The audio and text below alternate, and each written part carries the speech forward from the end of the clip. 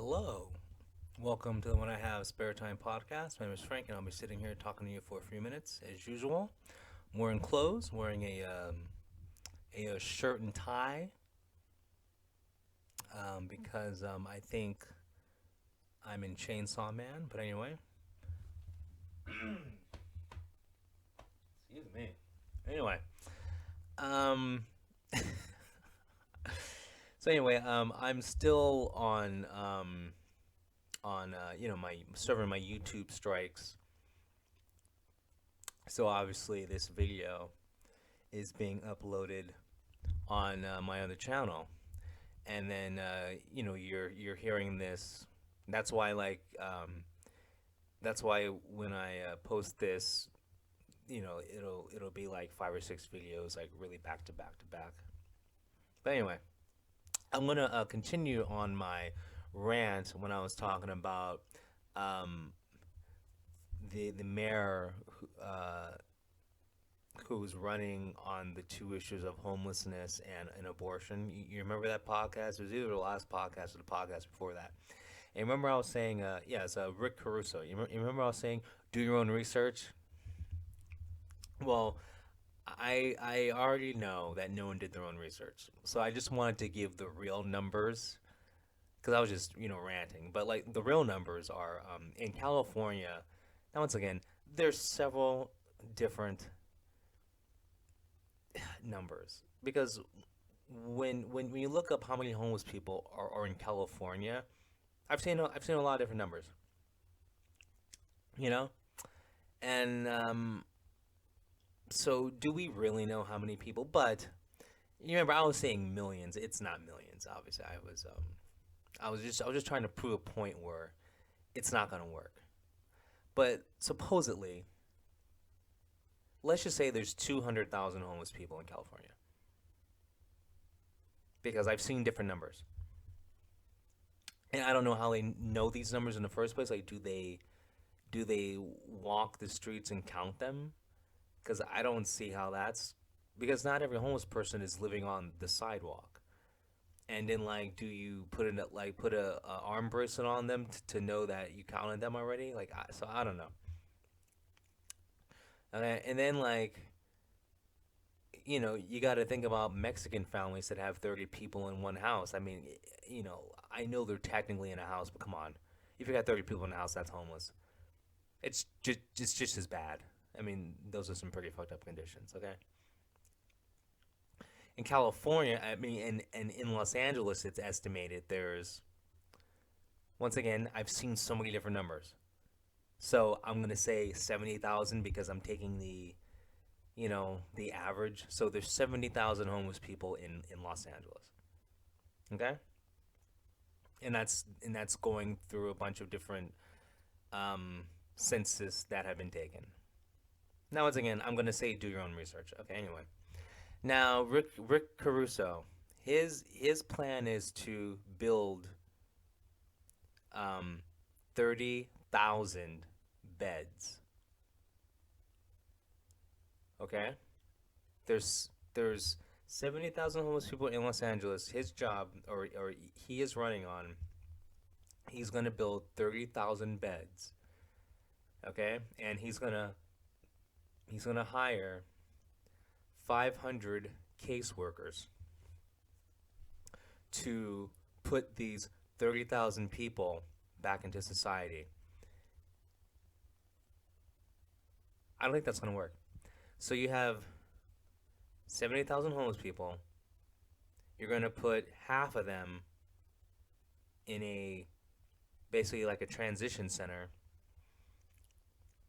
with 500 workers to help put them back out into society, like like in a home and stuff. That doesn't solve homelessness. If if the many statistics or the many census results I've looked at, if there's 78,000 homeless people and you're gonna build 30,000 beds, that doesn't solve homelessness. That's you've taken half. So why would you vote for a person who's gonna solve half the problem? The reason why he's doing this is because 2 years down the line when he's still mayor and there's still a homeless problem, he's gonna say, well, it could be worse, because I built 30,000 beds. I got rid of half of them. What's gonna happen is he's, now, I don't know how he's gonna do it, but so let's say he actually builds 30,000 beds. If he could just stick to like the letter of what he's saying and actually just build or buy whatever 30,000 beds, put them in a warehouse, and actually just help out like 500 homeless people. He built the beds. So I hope no one votes for this guy. There's 70,000 homeless people in Los Angeles. He's going to fix the problem by building 30,000 beds and hiring 500 social workers to take care of the 30,000 beds. Does anyone think that's going to work? No, it's not. Unbelievable. But anyway, just because I know no one did research. So I'm just coming back with this to let you know the real numbers. Okay? In California, 200,000 homeless people. In Los Angeles, 70,000 homeless people. The guy that's running for mayor, Rick Caruso, said he's gonna take care of 30,000 of them, and he's gonna do that by building 30,000 beds and hiring 500 workers to make sure they get back into society. Sounds like a Democrat to me, because that's not solving a problem. That is putting a band-aid on a Tiananmen Square tank track. Okay? That does nothing.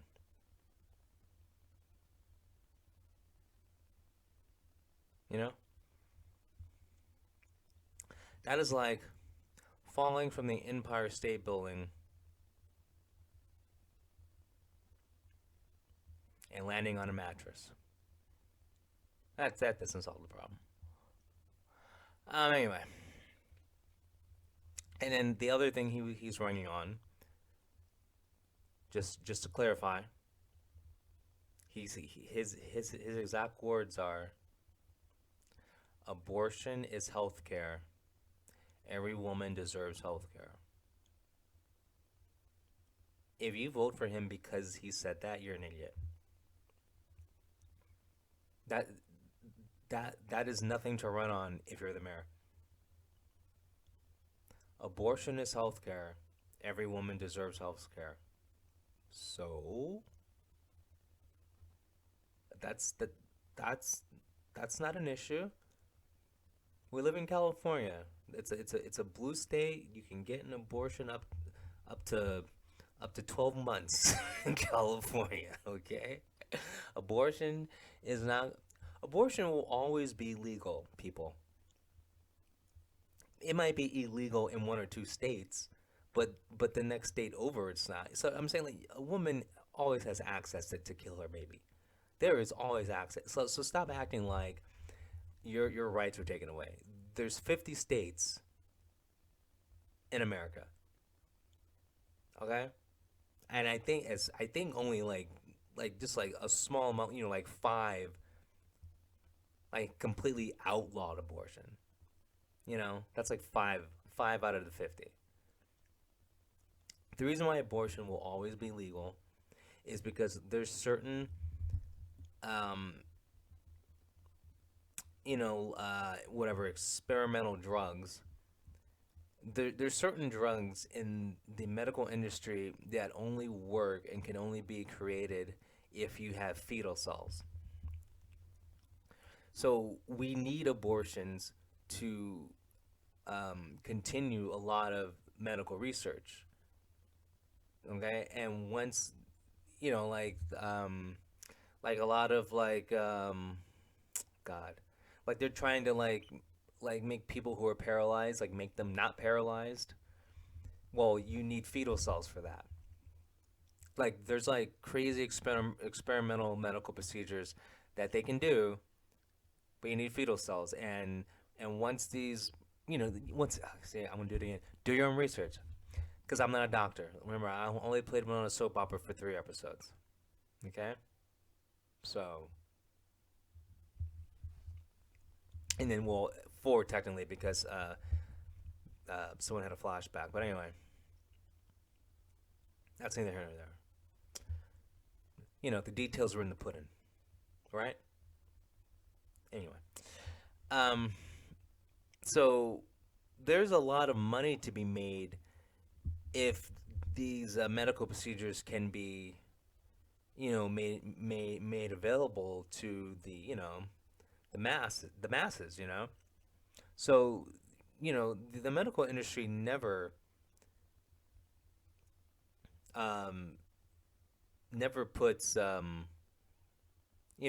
health of people first. They put how much money they can make first. They put profit first. And it's a lot more profitable for the medical industry if abortion's legal. And the medical industry, what do?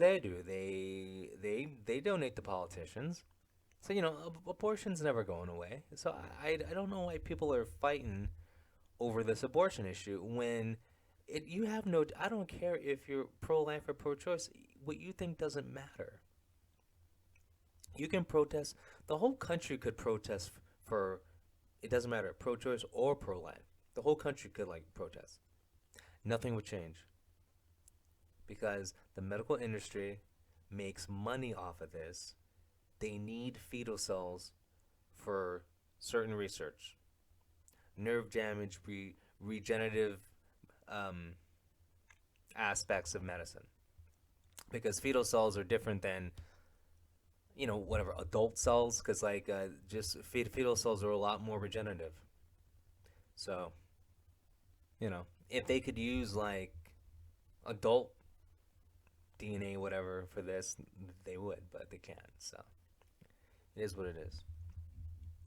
I mean, I want to live in a world where they can splice some DNA so we could have a half cat, half human girl. I know I've seen one too many anime, but I don't know. I just really like to have sex with that. Imagine a world where furries were real and it wasn't some 48-year-old guy in a wolf costume. Or the hot 27-year-old chick who dresses like a bunny, but she has problems. Imagine it being a real girl, like a real bunny slash girl. That'd be hot, wouldn't it be? Actually, no, it'd be disgusting. Actually, but yeah, a vagina's a vagina. Um, Probably use a carrot as a dildo. Oh man, that'd be a great porn. I'm gonna look that up. I bet you there's a porn where there's a bunny furry girl and she fucks the carrot. How much? How much you want to bet that there's a furry, a carrot strap-on porn?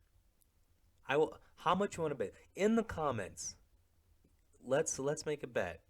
Do you think, yes or no, is there a porn out there where there's a girl dressed as a bunny using a carrot strap-on? Come on, there's gotta be. Gotta be. I don't know. There's just certain things that I want to see during my lifetime, and that's one of them. Definitely. It's like some people have a bucket list. I have a what the fuck list. Like what? And I pretty much covered it all. You know. I think the biggest what the fuck moment was the Brazilian gangbang line. It was a commercial. I'm not exaggerating. I'm not. I mean, I'm not. What what am I trying to say? Well, no, I'm actually not exaggerating. But it was a commercial. I was on a German website. It was the German version of YouTube, and the difference is that it was free speech. So it wasn't censored, so you could put anything you want on there. Okay, and it was a commercial for a Brazilian porn site, and it was a girl at a bar, like an outside bar, like by a pool, and she was bent over the bar, and it's like, like the guy behind her does her, and then like walks away, and then like, well, but it doesn't show the whole thing because like it's a commercial, so it's like 5 seconds of him, and the camera pans out, and it's like there's another guy behind that guy waiting his turn because it's everyone is in line to have their turn, and then after the second guy there's like a woman wearing a strap on, and then like another guy, and then like another woman wearing a strap on, then like another guy, and then a tranny, and then like another guy, then a tranny, then a girl wearing a strap on, then a tranny. And I'm like, dude.